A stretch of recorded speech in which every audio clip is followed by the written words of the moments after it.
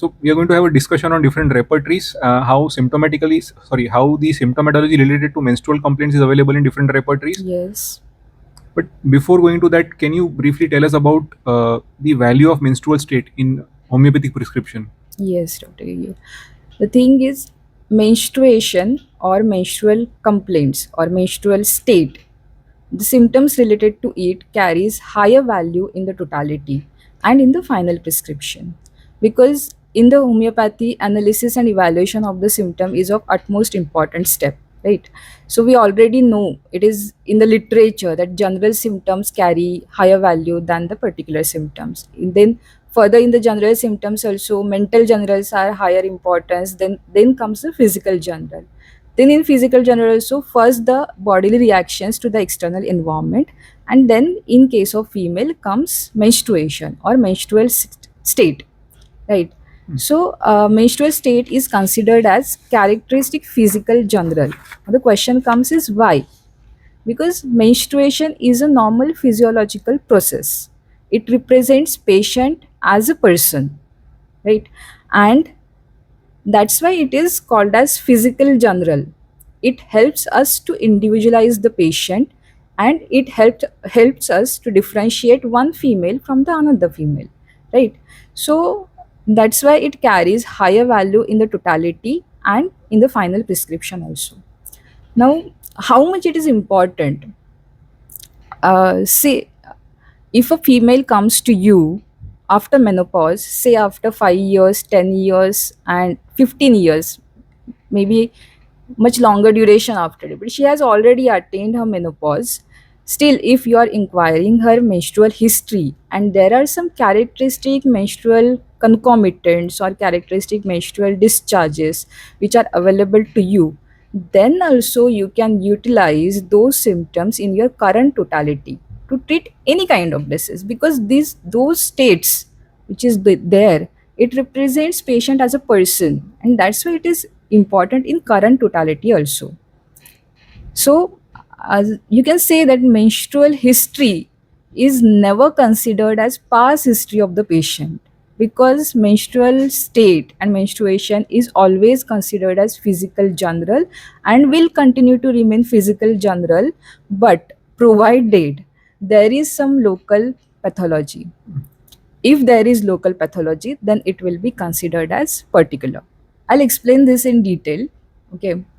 First is physiology, that is normal functioning. Then comes altered physiology, that is altered functioning.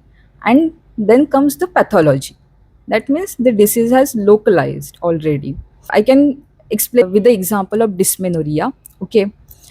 See, if cramps during menstruation, cramps in lower abdomen during menstruation is a normal physiological process because of uterine contraction. Female experiences that maybe first 2 days of the menstruation, not more than that, and it is not affecting her daily activities or daily well-being. She is maintaining herself very well.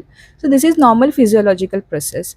So any concomitant which is present before, during, after menses and the character of discharge will be considered as physical general of that case, right? Understood. Then comes the altered functioning. Suppose this female starts experiencing cramps or pain in higher intensity, which is making her daily activity difficult, which is not allowing her to work, and there are few other symptoms which are there. So that means what? There is altered functioning. Obviously, we have to check the USG for finding if there is any local pathology. If it is not there, that means it is purely altered functioning of that patient, right? In that case, what happens is you can use those menstrual symptoms for the diagnosis. Say in this case, we can diagnose this patient as primary dysmenorrhea, as having primary dysmenorrhea, right? So it happens if you are considering those symptoms for the diagnosis, then it becomes common. Same in case of pathology also. Pathology means the disease has already developed. There is local pathology, say uterine fibroid, polyp, PID, anything can be there.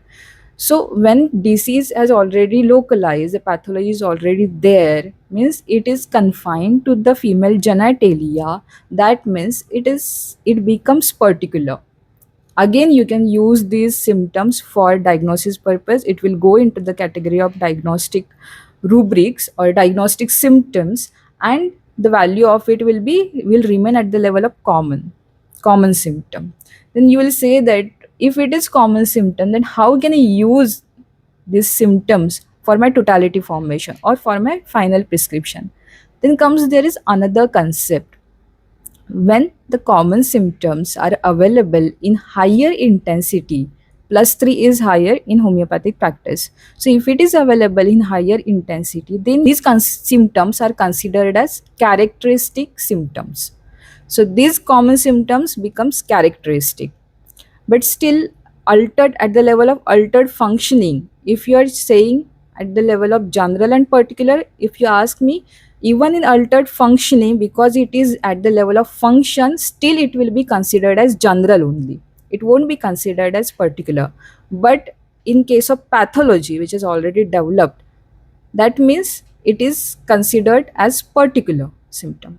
So those symptoms, if even if common, if it has higher intensity, then you can consider it as characteristic particular. You can utilize it in the totality, and repertorize it and finalize your prescription. These are three levels, but still you can use those symptoms in your prescription provided the criteria is fulfilled. Mm. So now I think we have classified the symptoms according to particulars, generals, characteristic particulars and generals Yes. in the local area, which is the FGUS. Yes. And after that, we have decided to take them up as rubrics under different repertories. Yes. I hope I've understood that right. Yes. Okay.